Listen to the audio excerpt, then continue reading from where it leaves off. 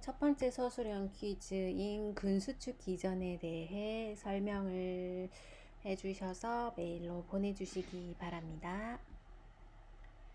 자, 다음으로 대뇌에 대해 학습해 보도록 하겠습니다. 자, 뇌는 총 4가지의 주요 영역을 가지고 있습니다. 그림에서 보면 제일 바깥쪽에 있는 대뇌가 있고, 그리고 그 아래쪽에 있는 간뇌, 그리고 소뇌, 그리고 뇌줄기인 척수와 연결하는 뇌관이 있습니다. 자, 이것을 우리가 두개골, 뇌 두개골을 공부할 때, 이마면 아니면 전두면, 전두골 이렇게 얘기를 했었죠. 하지만 대뇌에 대해 언급을 할 때는 뼈가 아니기 때문에 엽이란 용어를 사용합니다. 대뇌면이라고 보시면 되는데, 앞에 있는 이마 쪽에 있는 면을 전두엽, 이마면이라 하고, 옆에 있는 면을 두정엽 내지는 마루엽, 그쵸? 그리고 관자엽이라고 하는 측두엽이 있고, 후두엽이라고 해서 총 4가지, 우리 뇌 두개골과 마찬가지죠. 총 4개 이렇게 구성이 되어 있습니다. 자, 백색질과 회색질입니다. 자, 우리 뇌를 단면을 잘라서 보게 되면 색상이 다른 걸 알 수가 있는데요. 겉에 쪽에는 약간 회색, 진한 색이 도는 반면에 그 안쪽에는 하얀색이 돌게 됩니다. 자, 바깥쪽 회백질 내지는 회색질이라고 하는 이 부위는 대뇌 피질의 겉질을 형성을 한다고 되어 있고, 그리고 대뇌 방구가 서로 의사소통하도록 연결하는 뇌량, 이 사이에 뇌량이라는 구조물이 있습니다. 뇌량이 있어서 오른쪽과 왼쪽을 결합시켜주는, 연결시켜주는 구조물이 있습니다. 그렇게 되어 있는 게 회백질이고, 회백질 같은 경우는 우리 신경세포의 축사,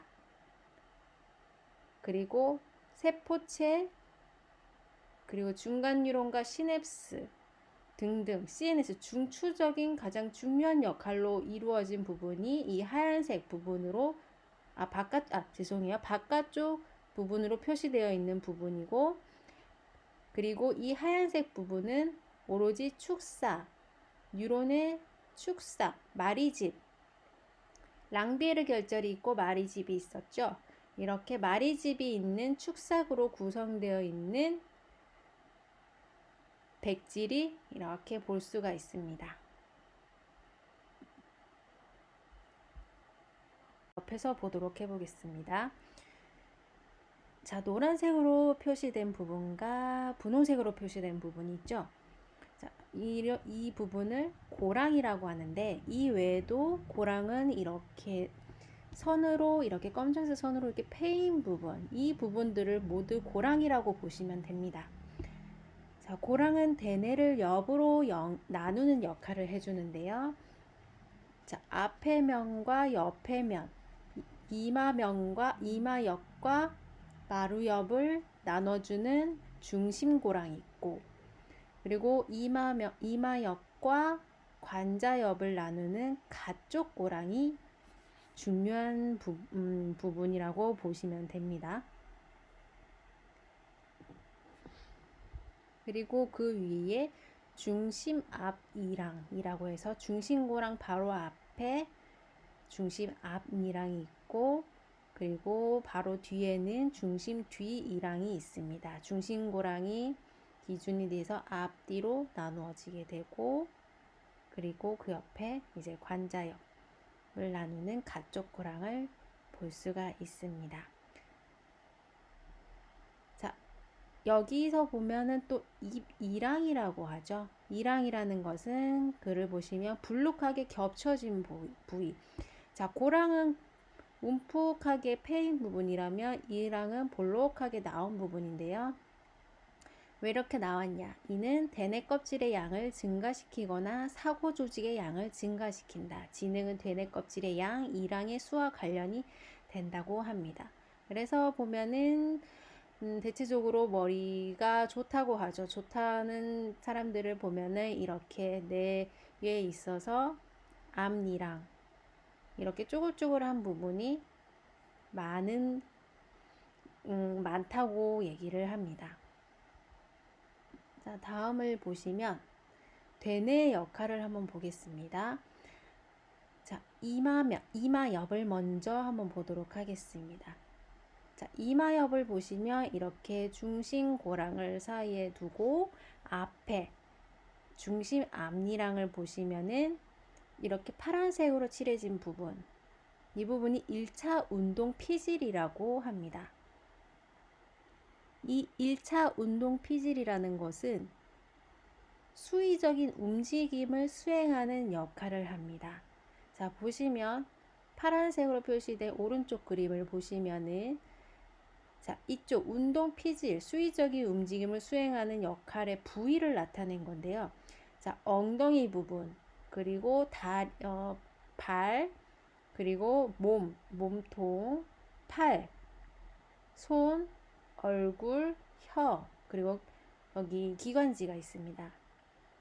이 중에서 보면 유일하게 모양이 크다고 표시된 부분이 손이 있고 얼굴 있고 혀가 있습니다. 특히 그죠? 섬세한 손 같은 경우 수의적인 움직임에 있어서 손동작의 가장 큰 역할을 담당하는 뇌 조직이 바로 1차 운동 피질이라는 얘기입니다. 그리고 또한 얼굴에서 입부분, 그죠? 입도 엄청 크게 나와 있죠? 입부분, 이 부분은 또 역시 이마엽이 아주 큰 역할을 하고 있다고 보시면 됩니다.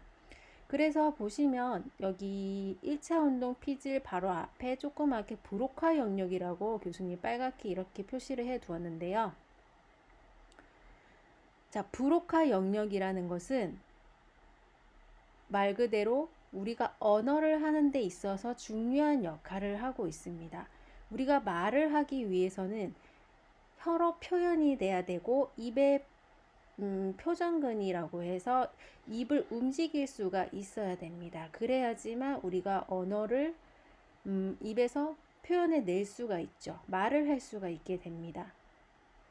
이런 움직임에 영향을 미치는 부위가 바로 이 브로카 영역입니다. 이것은 바로 이마엽에 위치해 있고 이것은 유일하게 브로카 영역은 좌뇌에서만 관찰을 할 수가 있습니다. 자, 다음으로 가시면 자, 호문쿨루스 여러분 한 번씩은 보셨을 것 같은데요. 대뇌 피질의 운동을 각 부분의 대뇌의 발달의 크기에 따라 만들어진 뇌 난쟁이라고 보시면 됩니다.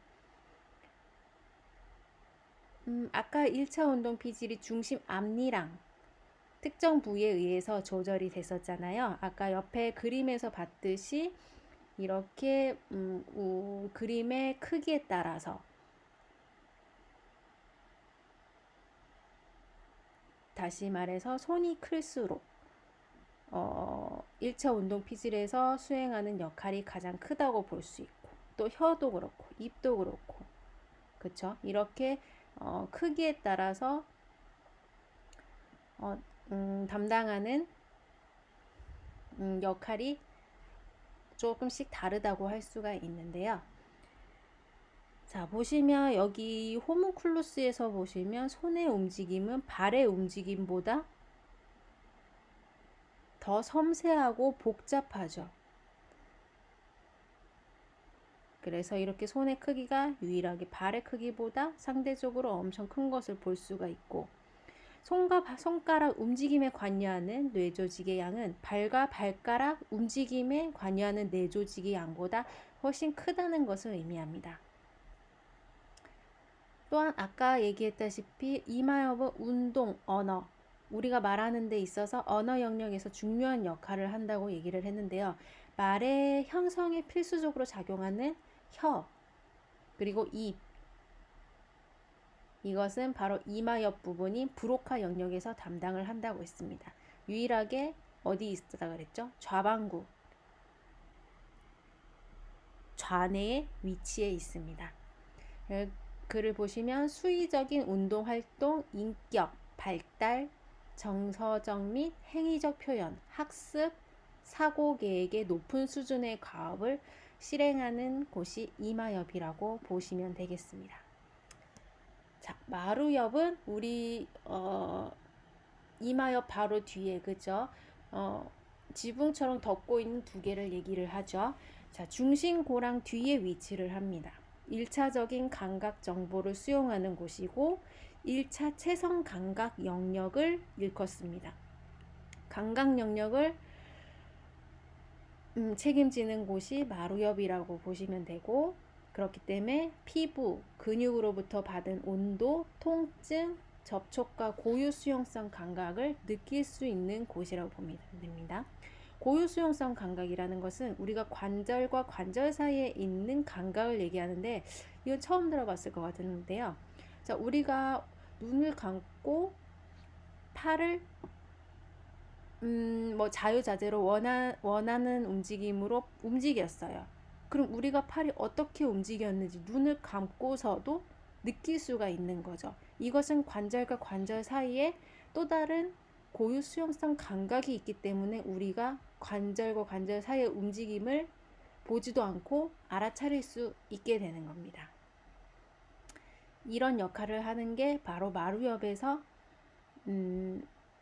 관여를 하고 있는 겁니다. 자, 다음으로 관자엽을 보겠습니다. 관자엽은 귀 바로 위에 있는 가쪽, 외측에 있죠? 가쪽 틈새 아래쪽에 위치한다. 복잡하죠? 자, 그림을 보겠습니다.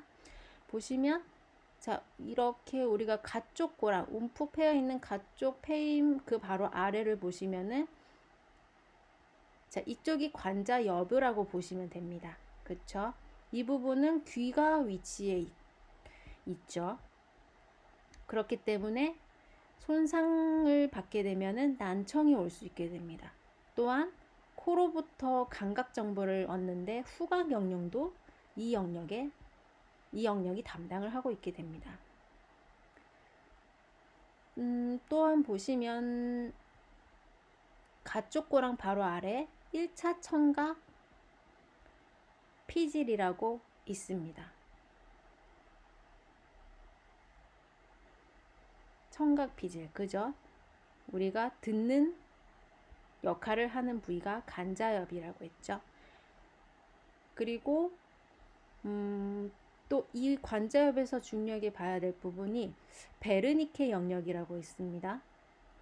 베르니케 영역이라는 것은 우리가 생각한 것을 말로 바꿀 수 있는 역할을 해주는 부위라고 보시면 됩니다. 자, 다시 한번 설명하겠습니다. 자, 베르니케 영역이 다시 보겠습니다.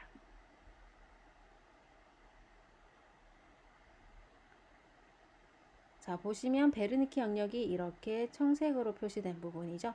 관자엽과 마루엽 사이에 위치된 부분입니다. 이 부분을 베르니케 영역이라고 하는데, 이 부분은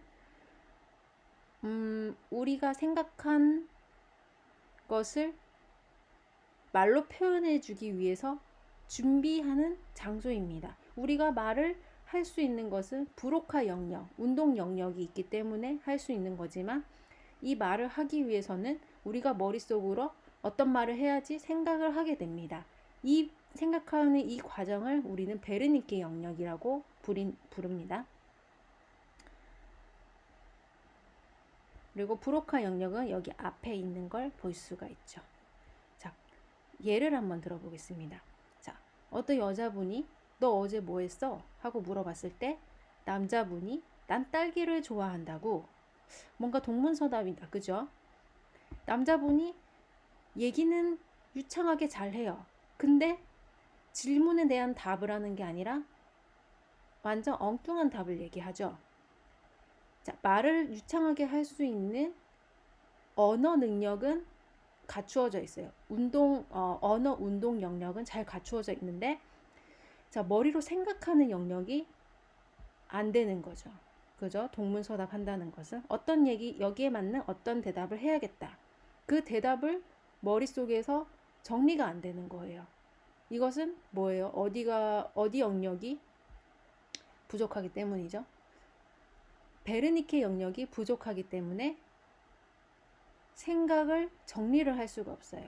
그 과정이 없다고 보시면 돼요. 그러니까 베르니케 영역이 문제가 되기 때문에 동문서답을 하게 되는 겁니다. 자, 다음으로 보시면, 자, 어떤 중년분께서 전화를 받는데 전화로 얘기는 하고 싶어요. 근데 입에서 말이 떨어지질 않아요. 나오질 않아요. 이것은 어디가 문제죠? 일명 실어증이라고도 하는데, 브로카 영역에 문제가 있기 때문에 언어를 얘기할 수 있는 혀, 그리고 입이 움직임이 잘 나타나질 않는 거죠. 섬세하게. 이 운동장애를 가진 게 바로 브로카 영역에서 문제가 있기 때문에 나타난 현상이라고 보시면 됩니다. 자, 뒤통수역. 제일 뒤쪽에 있는 부위죠. 시각 겉지를 포함한다. 자, 뒤통수역은 우리가 앞을 볼 수 있는 시각의 신경이 뒤통수 쪽으로 연결이 되어 있어요. 그렇기 때문에 이 신경 때문에 우리는 뒤통수 옆에서 시야를 책임을 집니다.